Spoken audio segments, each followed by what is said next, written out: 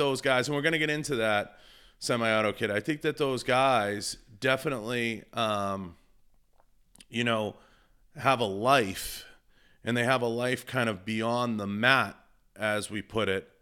And it's one of those deals that I think there's a lot of guys that get into the sport, and in the past it was not a path to riches.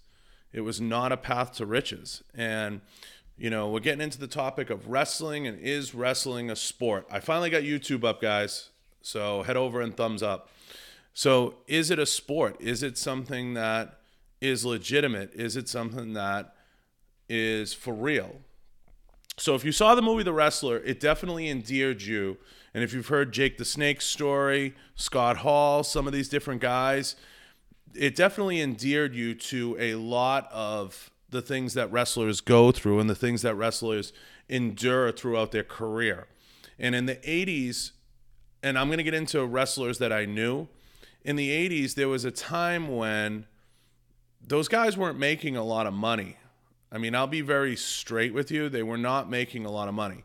So there was definitely a time when it was hard for them to put a living together, and they were on the road a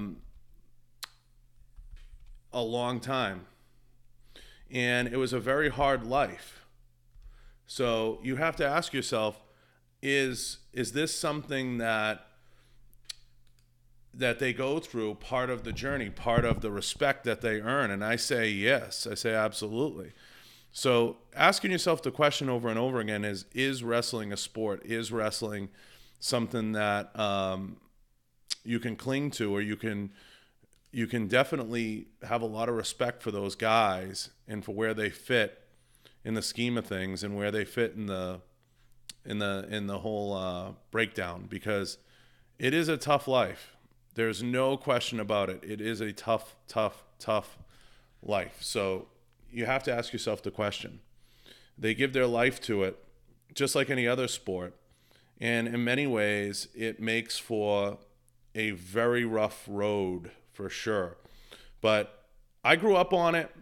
I'll tell you some of my favorite wrestlers growing up. I really loved watching, and you touched on it, Stone Cold. I loved watching some of the old timers and Jake the Snake and all the different guys. I had an awesome time, with those dudes, and I had a blast watching all the different old clips, and I had so much fun. I mean, I had so much legitimate fun, watching that stuff. So it's really one of those things. If you grew up around the sport, if you loved the sport, if it was something that you participated in maybe as a kid watching or getting WrestleMania, it was an event. I mean, it was a lot like watching a Mike Tyson fight or something along those lines. So, I think that one of the big things with people forget is wrestling isn't meant to take over your life. It's not meant to be. You shouldn't ever be so defensive of it like that, but you should enjoy it for what it is. Take it for what it is. It's athleticism. It's entertainment. It's probably bad acting, probably. And it's probably unrealistic in so many ways, but it's just what we call pure entertainment. So hopefully you guys get what I'm saying and get where I'm coming from. It paused briefly, so I apologize. And if you guys head over to YouTube, I'm trying to sort out the YouTube right now and get that to kind of click over. So I'm working on all that. My YouTube has been very, very troublesome lately, so I apologize for that. But hopefully you guys understand. So I am working feverishly to fix it and to reconnect. Okay, so the YouTube's working. We can confirm that the YouTube is working. Perfect. Hopefully everybody gets over to YouTube. But I'm glad if if you guys had the opportunity to participate in any of the contests, participate in all the stuff, it means a ton, guys. It means a ton. So I appreciate that. And I want to take a minute and I want to thank the sponsors again. I want to thank, of course, Kenzies Optics, Riton Optics, Taurus USA, Crossbreed Holsters, and of course, Canik. I can't thank those guys enough. They have been awesome through everything. Make sure you thank them in posts. Make sure you thank them in everything that you do. And make sure that you give them some love, because it's very hard, guys, to get companies to participate and to sponsor and to work with the different brands. So we appreciate them and we thank them. We are going to tune back into the contest and we're going to get into that stuff, but we conquered kind of, is wrestling a sport? Is it a sport to put people to participate in? Is WWE a sport? And we determined that it is, yes, a sport. And it is legit in the sense that it's a form of athleticism. So we're going to hold it there. And we're going to get into the contest and we're going to get into all that. And we're going to give it away. So, and I'm going to spark back up the live. So this will be the exciting part. All right, let's get into it. Let me see here if I can fix a couple things that are going on. And we're going to get right into it. For some reason, I'm having an awful time with some of this stuff.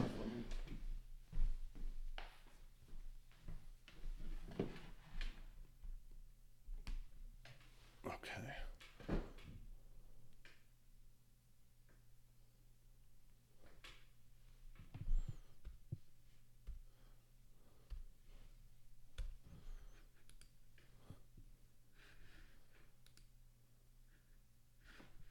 So my internet connection sometimes is a little rough, but I'm doing the best I can to get this rolling, so I apologize. So we conquered is WWE a sport. Let's get into the Canik giveaway, and let's get into that. So you do me a favor, Mark. Can you type up the Canik rules, and I'll pin it below? Can you do that? Or 2A, one of you guys type up the Canik rules and I'll pin it. And I'm working desperately to get this live underway. So if you can type it up. So here's the deal. We're giving away a Canik. I'm going to leave it there. We're giving away a Canik. If you've had the opportunity to check out Canik, and this is where it transitions a little bit from the topic. Canik is an interesting pistol. You guys know me. I'm a die-hard Glock guy. I spent some time and I talked with Canik for quite a bit. Let me just pin Mark's comment here. I took some time. I've been a die-hard Glock guy. But I get fascinated with the direction companies are going in. I love spending time with them and hearing their story and hearing about the stuff that they're doing and kind of where they're trying to take a brand or take a company. So I spent a lot of time listening to them, listening to how they developed the pistol, listening to how they developed some of the different things that they're doing. And I really kind of enjoyed the conversation. I had a great conversation with them. So I try to tell companies, like, when they want to get into some of the different things that, you know, maybe it's a giveaway, maybe not the live stream. You have to go over to YouTube. You have to go over to YouTube. So just read below. So there's a lot that goes into the decision making that I go through with some of this stuff. So just so you guys know, I don't willy-nilly kind of just work with everybody. I've worked with a few companies through the years that I've regretted working with, and I didn't really like the relationship, and I didn't really dig where it was going, so I had to kind of pivot and make an adjustment. And that happens. So I don't like to, and Rad's Arms will appreciate this, I don't like to shill, okay? And we all get caught up in that when a brand comes to you. It's very flattering. It's very, you feel good about yourself. Like, oh, you know, this company came to me and they wanted to do this, this, and this. But and I'll get to the holsters. They had a conversation with me and they really want to make this brand a quality brand. So it was important to them. It was a passion project. And it hit home for me. It sounded a lot like the Vortex story. It sounded a lot like stories I've heard in the past. So I kind of gave it some time. I gave it some, some time and energy, and I kind of took it all in. And I really liked what they had to say. So I paid attention. And I paid attention to a lot of what they had going on. And I liked it. I liked what I heard. I thought it made some sense to listen to them. And I got my arms around what they were doing. And I said, okay, I like this. I like that. Okay, this makes sense. Okay, I like where this is going. And I got the pistol and I really enjoyed it. It was a very smooth shooter. There wasn't a lot of frills on it. I know the Elite Combat model has a lot of frills on it. It has a lot of extras on it. It has a lot of stuff built into it. And I'm sure, some of the different people will have their opinions about those frills and whether or not it starts to Gucci the pistol up or what it starts to make it look like. But I don't think there's a lot of Gucci wrapped up in it. I don't think it's a ton of Gucci. I think that they did a great job with it. And I think that makes a lot of sense. So whether or not you guys feel it's the right thing for you, or you like that style of pistol, or you like that style of Gucci-ness, I don't know the answer. You have to decide that for yourself. Some people don't like that. Some people do. It's a great little blaster for the price, and I'm going to get into price point.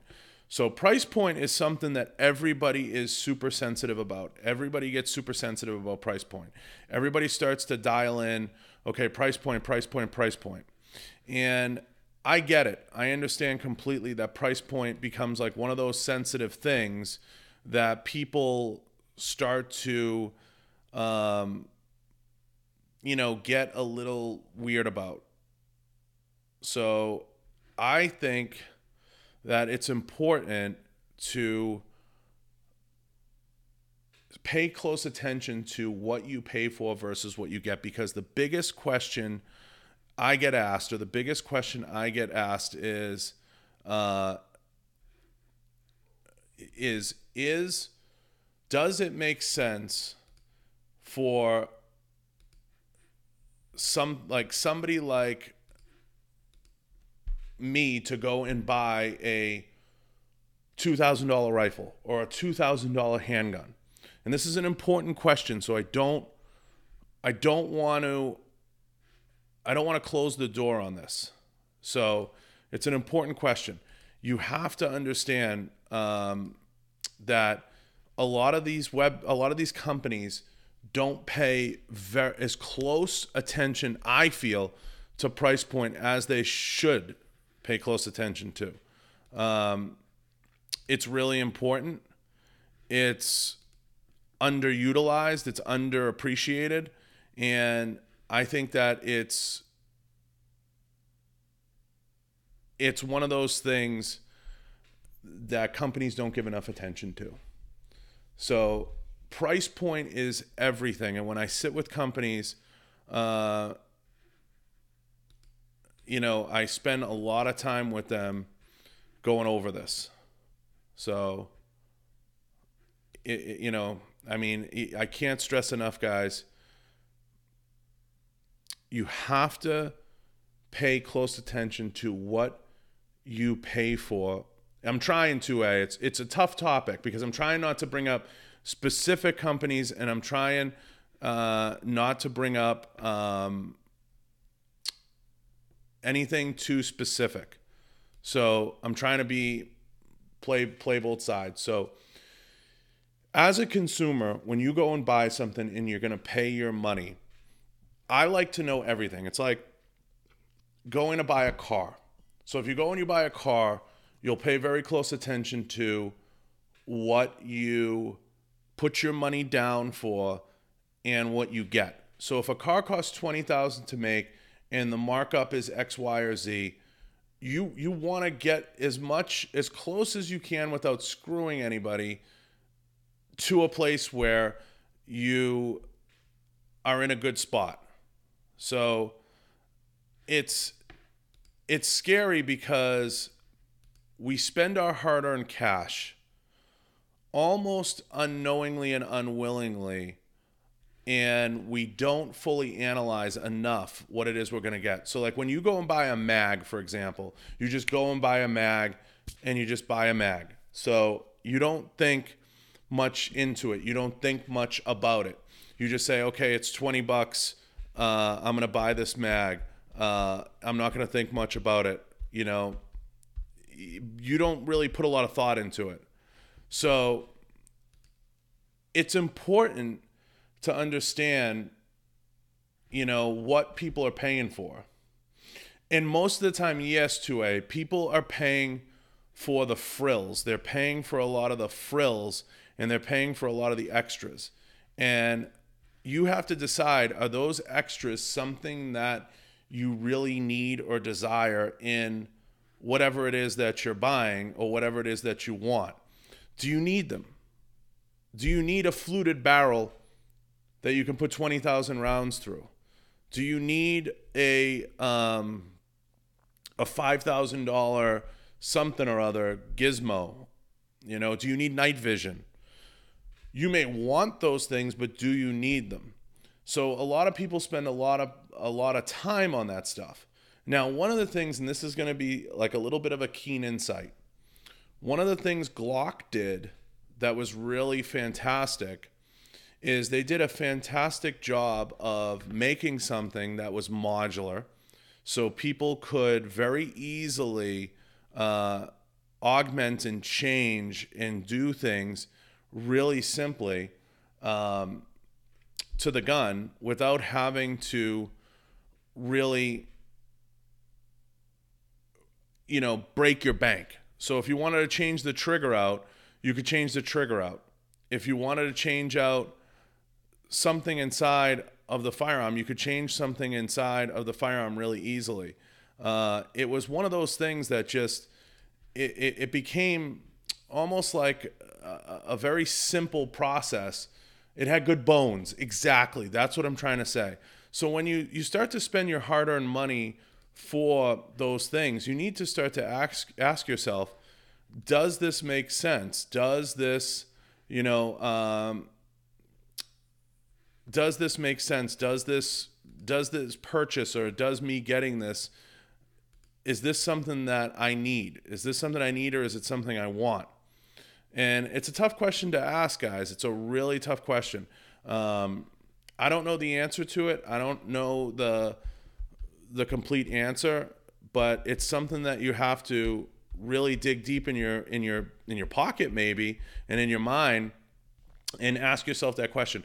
Would I rather have something with good bones versus something that's just kind of cool? And it's really a tough one. It's really a tough one. RMRs have a place. RMRs definitely have a place. They have a place, and they definitely make sense. And if you have a gun and you do a lot of demos and you're doing a lot of stuff with training and you're doing a lot of stuff out there with different types of things where you're going to be taking a lot of different shots, different places, that may make some sense to look into. I've run RMRs for the simple reason that it's something that I felt I would help me, would aid me, and getting me on target and getting me lined up and getting me in the best position to make the shot or to take a shot or take a good follow-up shot. But it took some getting used to, and it takes time. You have to train on it. So a lot of guys don't train on them enough, and they don't spend enough time on them, and they'll show up to a training for the first time with an RMR, and they don't fully understand kind of what they're getting into or what's involved in that. So you have to take the time to train on it, to train on anything if you're going to use it or utilize it as a tool. So that may make some sense. But coming back to the topic of, does this or is this something that you want to look into or something that you want to dial into, spending above what we call standard market price for something, that's something that you have to think about. That's something you have to deeply consider. So I don't have the answers to that, and I don't know where everybody's price point is, and I don't know where everybody is, but that's something you definitely have to really start to dial into. So I don't know the answer, guys. I don't have the answer. It's something you might have to consider. So RMRs are great. So what's up, Union Electric? So I wanted to do this live, and I wanted to kind of get into the topic a little bit of Canik, and I know we're getting off the rails, but I really enjoyed where they were going, and I really enjoyed what they were doing and what they were doing with the brand. So it made a lot of sense to me to do work with them and to do this project. So hopefully you guys understand. Hopefully it makes sense to you, and I really hope that you guys enjoy the product. Now, I did a ton of research into different price points versus what you get, and I found for the money that what you got out of the Canik and what would be the best avenue for spending those hard-earned dollars, it was coming down to personal preference. Exactly. So preference was everything, and preference will always be everything. So I think it's just one of those deals that you have to make sure your preference is something that you are putting your money in the right place, and you are putting your money in the right spot. So to everybody out there, if you want to win the Canik, you have to head over to YouTube. You have to comment and watch a video. Comment on as many videos as you want, and I'm going to pick a winner on YouTube for someone to win the Canik pistol. I have it right here. Someone's going to win it, and we're going to give it away. So if you want to win this, you have to head over to YouTube. So I'm going to go live. I know a couple guys said it was early. Good luck to everybody. I'm going to sign off, Cassie. I'm going to probably sign back on in an hour, and we'll give it away. So I'll give all you guys 1 hour to work on this. Head over to YouTube, comment, and I'm going to come back on live, and we'll give it away. And I have the product right here. Someone's going to win it. And I'll have Cassie announce it because Cassie's going to abstain. So, Canik. So, hopefully everybody enjoys this. I'll send everybody over to YouTube, comment, tag, comment on some of the older videos too. So, spread it out. There's one video in particular that I had in mind that I was going to pick a winner from, and I can tell you this, it doesn't have many comments. So, hopefully you guys have a good chance. I'm going to come back on in an hour, and we'll give it away. I think that sounds like a fair strategy. So head over to YouTube and let me know how it goes.